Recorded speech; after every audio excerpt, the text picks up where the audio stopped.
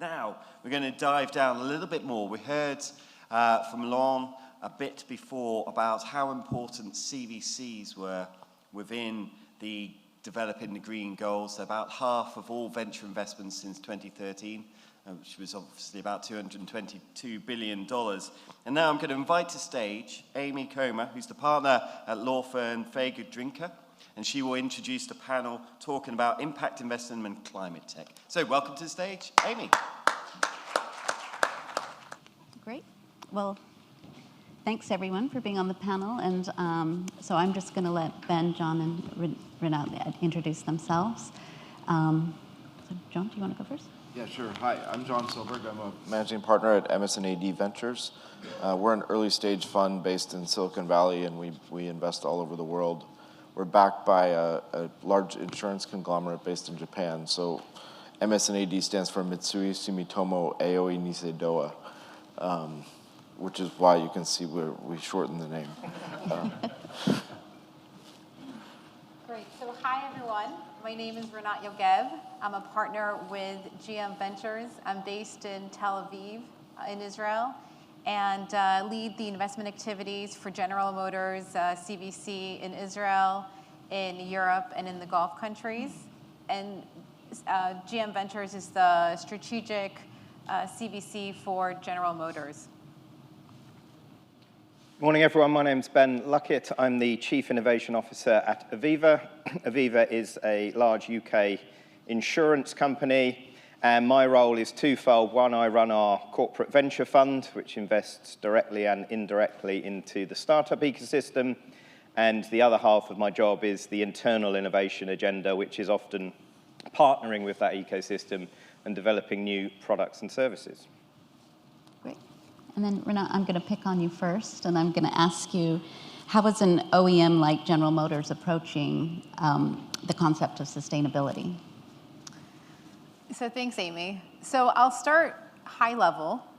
GM, General Motors' vision is around zero emissions, zero congestion, and zero crashes. We are now building the foundation for electric and autonomous vehicles with connected products and services, and doing so at scale, and doing so in an affordable way. In terms of our sustainability goals, we've come out and announced a number of these goals. So for example, for 2025, our target is to come out with 30 new EV models across the board, across different models and different price points. By 2025, we plan to source 100% of our energy needs for our US operations using renewable energy.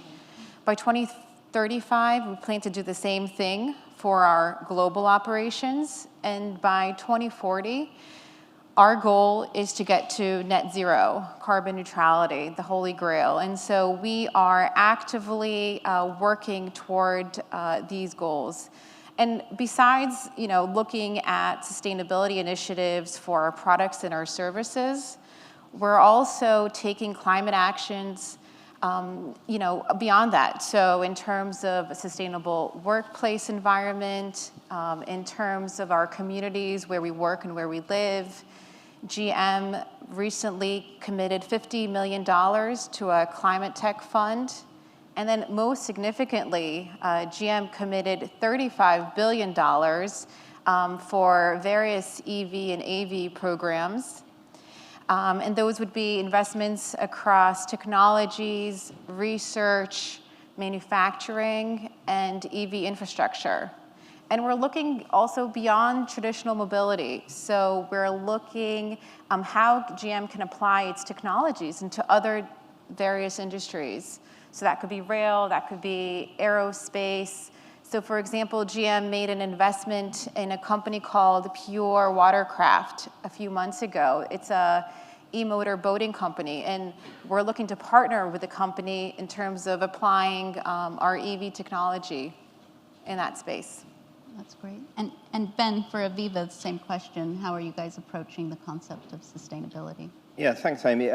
So I think it probably starts with our purpose, which is with you today for a better tomorrow. And what that really means vis-a-vis sustainability is ensuring that while meeting the needs of our customers and our shareholders and our employees today, we're making sure that those decisions we're making enable those future generations to meet needs as well. So it's at the core of our strategy, so sustainability is one of our 4 strategic pillars, and we break it down into 3 areas: stronger communities, climate champion, and sustainable business.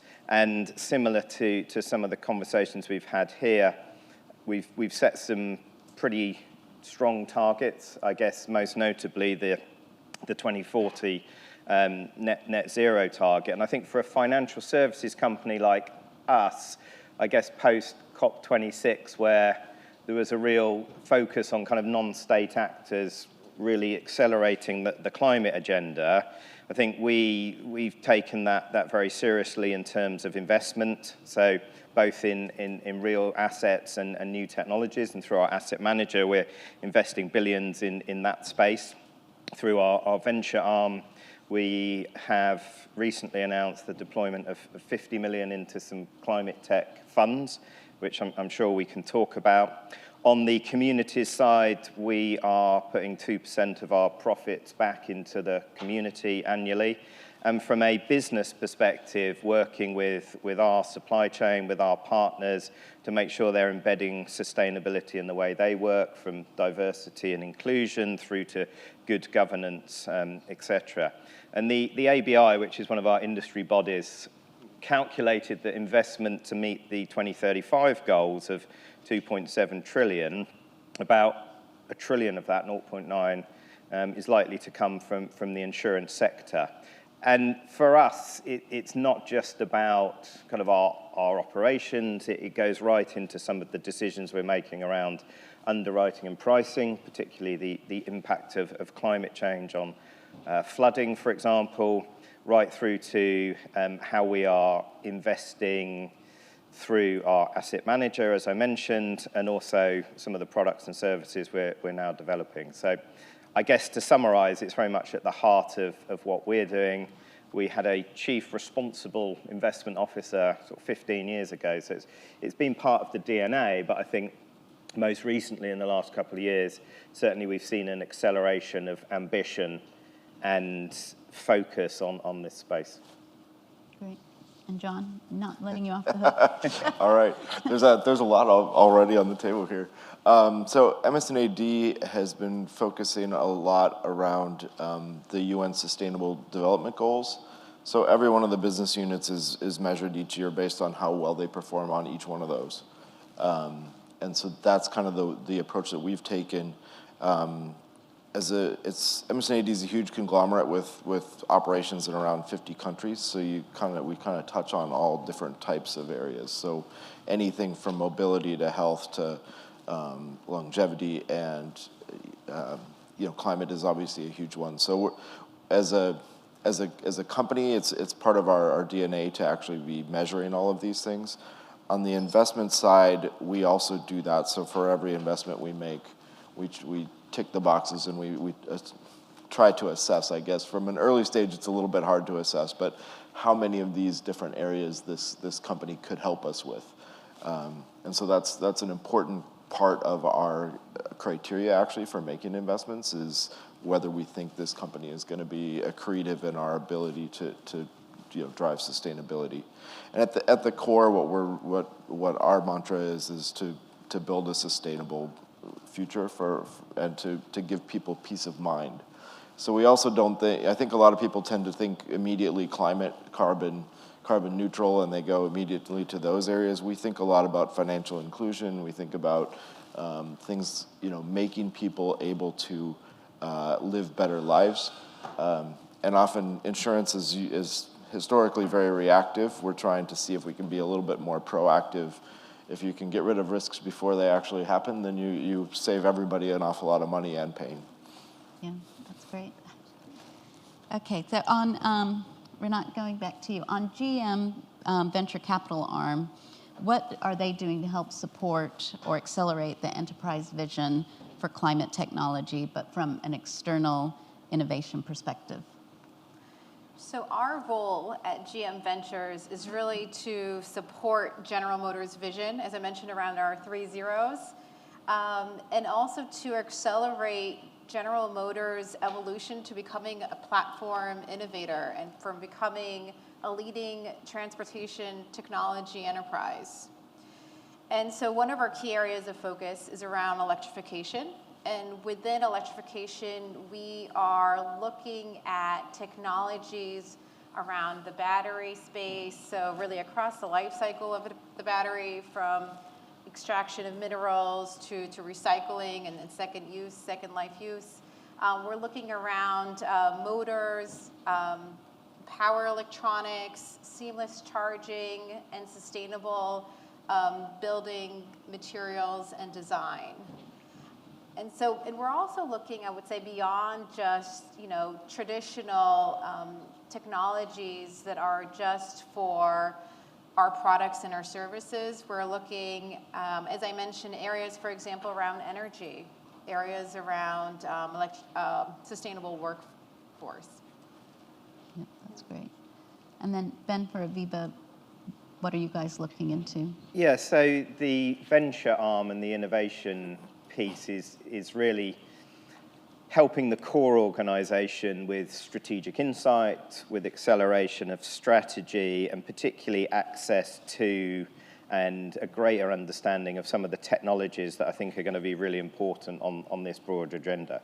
I don't think we or anyone is actually going to make some of these targets unless we are investing in technology, and not only carbon reduction, but also decarbonisation. So the way we look at it is that we deploy venture capital and into that ecosystem as a strategic activity. So for us, it's not another asset class where we're obviously focused on the financial returns, but primarily we're focused on what being an investor in that early stage space can bring the core organization. And as I mentioned, part of that is access to strategic insight. Part of that is looking at commercial partnership opportunities. And part of that is also looking at businesses for which then our core business can invest as things mature. And very similarly to what we've heard, some of the areas that we're focused on are ones that we think obviously have an alignment to the financial services space, but actually that can be quite broad. So we talked previously about, or John mentioned the kind of concept of prevention, which I think is really interesting. So we're also focused on that space, particularly around things like escape of water and flood, which are obviously in the spotlight from a climate change perspective. And then more broadly, we're very interested in, from an infrastructure perspective, the energy space. And we look at some technologies that are early now around alternative energy, but then could become mainstream, and our investment management side can invest in going forward. Mobility is really important, so we've deployed some capital there. And I could go on, but need to hear from John. What I would say is that strategically, we look at investing in deep tech or decarbonisation through the fund structure. I think we're clear that our direct investment expertise probably sits within financial services. So we look to work with funds where we can have a deep strategic partnership and where they can access and deploy into those technologies that will likely then become mainstream, but actually we need their expertise to diligence and to work within the early stage. So our strategy for ClimateTech is very much the indirect one, but as some of those technologies mature, we would then think about direct investing. That's great. Mm-hmm. Yeah, for us, we're the primary investment group in terms of getting access to startup technology. We take a pretty long-term view on this because we generally enter companies at the seed to Series A stage, and quite frankly, they're not really ready to be working with a big multinational, and insurance companies, are not known for speed necessarily either. So we generally are looking at building a relationship over 3 to 5 years that will then potentially generate some fruit for both sides. We've found, though, that we've been able to collaborate quite a bit, even sometimes early, with some smaller projects or some things where the companies are able to work with us to help us to learn some things. We've been doing a lot in the climate kind of prediction space, and then using geospatial data is becoming a big deal for us on kind of today's types of products. And then we're looking a lot into the future in areas where we can do prevention, which is a pretty big jump from the current status of what happens today. Yeah, that's great. So I think now we're going to just give some examples of some things that are going on. And Rinat, can you provide an example of what GM Ventures doing to help deploy some of the technology that you're investing in to help advance GM's goals? Sure, no, absolutely, absolutely. So again, I talked about sort of the vision, the zero emissions, of course, really focused on sustainability. The way we work with startups, we helped connect them to our network of partnerships, to our brands, to our manufacturing know-how, to our technical talent, and areas that we've been investing really since 2010. We've made nearly 60 investments thus far. Even going back to, for example, 2011, we made an investment in a company called Proterra, a manufacturer of electric buses, which went public last year. Another example in the battery space, for example, is SES, where we invested back in 2015, another company that went public earlier this year, a company that's developing lithium metal anode technologies. And then finally, most recently, a company called Soelect, which is also developing lithium metal anode technologies and solid state technologies, which is increasing energy density. Their technology allows for faster charging, and that's really supporting our thesis of an all-electric future and mass adoption of EVs. And as I mentioned, we're looking also beyond just traditional mobility. We're really expanding in other areas as well. And I guess maybe one other thing that I wanted to mention is that, with the audience out here, I think ultimately for all of us to reach our sustainability goals, it's really important to work together. And so, I encourage the audience to reach out to me or to other members of my team, and we would be glad to look at opportunities together and to partner as well. That's great. And then, Ben, do you have any examples of companies that Aviva has invested in where you're seeing the impact in supporting those goals, or where you can see an application of that technology in the future?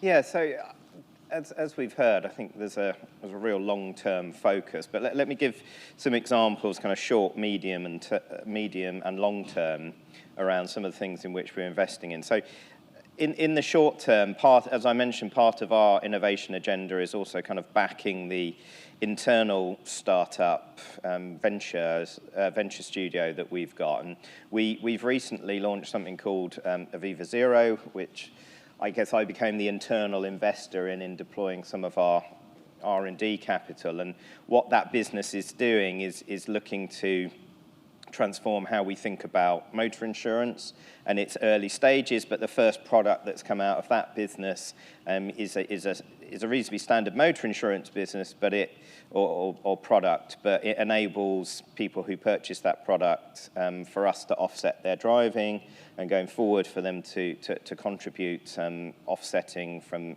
a mileage perspective. And then what we're doing with that business is we're going to build that internally, and it becomes the forefront of our kind of customer offering from a net zero perspective, and we'll extend that to other products and services. So that's kind of a short-term example, and we're looking at the application of that in home insurance at the moment. Then if I think about medium term, we tend to think around core customer needs rather than the insurance product per se, which, as I'm sure most people know, can be quite dull a lot of the time, if I say so myself. So if you think about core customer needs, obviously people's homes are very much integral to that, and it's often customers' biggest assets. So we're thinking about how we can play a bigger part in our customers' lives vis-a-vis their home and energy transition.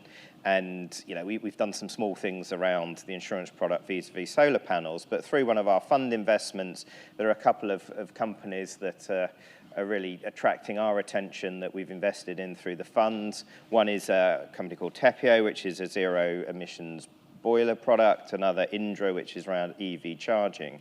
And I think what we're seeing is as people themselves are making the transition to a more energy efficient home, to EV vehicles, we want to be working with those businesses that are providing some of that broader infrastructure. And then if I think longer term, I guess one company that comes to mind, which is a recent investment through another fund, a company called Heirloom, which is a US company. They're focused on direct air capture for carbon. As I mentioned, I think carbon reduction is all very good, but actually decarbonisation is where it needs to be. And what they're looking to do very simply, although it's quite complex technology, is accelerate the natural process by which minerals capture carbon and take it out of the atmosphere, but currently over kind of geological timeframes. They're looking to really accelerate that in kind of days and weeks. And we think that's important to support that overall net zero ambition, and also play our part as I guess a significant part of UK PLC to accelerate and support, although you wouldn't say there's an immediate alignment to our products and services, but actually making those investments and deploying that capital as a responsible investor is also part of that overarching strategy. So kind of 3 examples across the different horizons. That's great. And John? Yes. Well, I'll try not to talk too much insurance because I think we're 2 of us on the panel here. We've invested in quite a few with different areas, so I'll give you a couple of examples. I think climate is obviously one that everybody's been talking about here. We invested in a company called Jupiter Intelligence that's one of the more advanced climate projection companies. And one of the things that they do that's pretty unique and helpful is that they actually will look at down to a square meter level, and they can help a company or an owner to understand what the potential risks are for a specific building or property, and then also what steps they can take to mitigate. So we can proactively, in some cases, change, maybe do an upgrade to a building or something like that will help prevent some of the damage that could potentially come. Then we've got, in similar areas, we've got a company called Geosite that is helping to manage geospatial workflows. They actually started out as the US military uses them for search and recovery, and we're applying that to the insurance industry. So it's one of our use cases that we're kind of proud of as the venture fund, because we invested when they were primarily they had nothing to do with insurance. We've helped them to move into the insurance industry, and so that's one that we think is quite interesting. Then outside of that, I told you about financial inclusion. We've got a company that we're quite excited about based in Dubai that allows people to share their unused credit on their credit card. So if you've got a credit limit of $10,000 and you only use 5, you can actually share that with somebody around the world. So what the use case typically is allowing somebody who is an expat working and supporting their family back home to be able to share that credit limit when they have a bank account. We're also allowing for remote insurance purchases from an employee to a family. So we're trying to close the gap there on people who don't have access to financial services. And I'll mention one other one that I'm actually quite excited about, but I don't know how we're going to fund this. I met a company in Norway recently that is called Ocean Therm, and they have a technology that can take cold water from the bottom of the ocean and bubble it up to the top to mix it and reduce the impact of hurricanes. So There's not a great revenue story there, but there's a fantastic story. This technology has actually existed for a long time. They use it in Norway to keep the fjords from freezing by taking the salt water from deeper and pushing it up towards the surface. So the use case actually works perfect for typhoons and hurricanes. It's something we're passionate about trying to help them, and we're trying to figure that one out. That's great. So we have a few more minutes left. Is there anything you guys want to add about the value add or corporate enterprise or anything else you want to? I was going to say I want to hear more about the hurricane technology, Yeah. but maybe that's afterward. I think, and John made this point, I think it's important when we think about sustainability as a whole to make sure we're not, and we've got it up there, impact investing and climate tech, make sure we're not too focused on climate.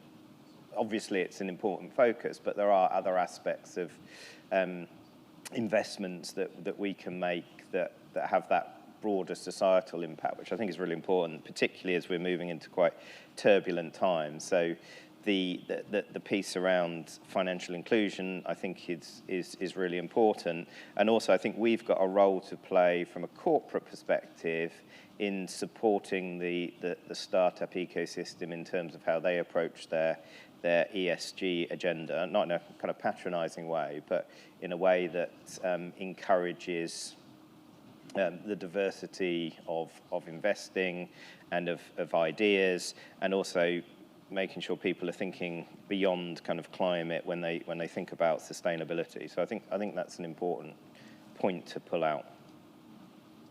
Just to add to that, I think similarly, GM is building a culture of sustainability, and sustainability, as has been said on the panel here, it goes beyond just the climate tech. It's a safe environment. It's a core theme in all of our discussions at GM. It's safety and it's equitable, and that's really part of the culture that we've been developing. Yeah, and I think the impact investing that you guys have been talking about outside of even just the climate tech is quite interesting. It's going beyond just focusing on net zero. Affordability is another element of it. Yeah. Making sure that everyone has access to EVs, and exactly that. Yeah. Yeah, one of the things we talk about in our investment committee a lot is one of the goals we have is no person left behind.